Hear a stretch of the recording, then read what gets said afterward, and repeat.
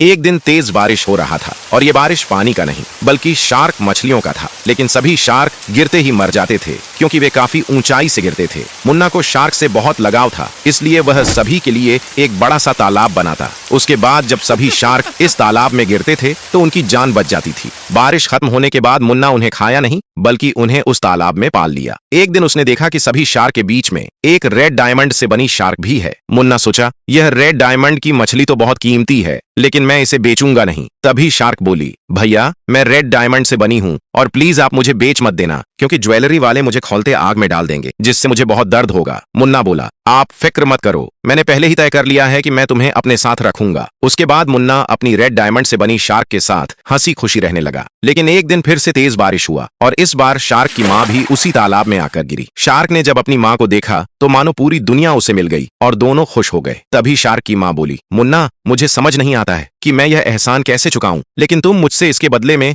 जो भी मांगोगे तो मैं उसे जरूर पूरा कर दूंगी। मुन्ना बोला, क्या सच में? अगर ऐसा है तो तुम मुझे सबसे ज्यादा अमीर बना दो। उसके बाद शार्क ने मुन्ना के सभी घरों को अपने मैजिक से एक लग्जरी घर में बदल दिया। कुछ दिन बीत गए और रेड बुल वहां से गुजर रहा था। तभी उसकी नजर दोनों शार्क पर गई और मुन्ना जब सो रहा था, रेड बुल ने तालाब की सारी शार्क को जाल लगाकर पकड़ लिया। फिर वह सभी शार्क को अपने तालाब में ले जाकर डाल दिया, जहां कुछ और भी मछलियां थीं। उसके बाद रेड बुल हर रोज उस तालाब से एक एक मछली को निकालकर फिश फ्राई बनाकर खाता था। यहाँ मुन्ना जब शाम को शार्क को चारा डाला तो उसने देखा कि एक भी शार्क तालाब में नहीं है और वह यह बात समझ गया कि यह काम गांव के सबसे बड़े चोर रेड बुल का ही होगा। यहाँ रेड बुल को पता ही नहीं था कि यह जादुई शार्क है और उसे बेचने का सपना देखने लगा। दोनों शार्क उसके सामने रो रो कर बहुत माफी मांगती हैं, लेकिन वह एक नहीं सुनता। और अगले दिन रेड बुल दोनों शार्क को बिना रहम के सोनार को बेचकर ढेर सारा पैसा कमाया।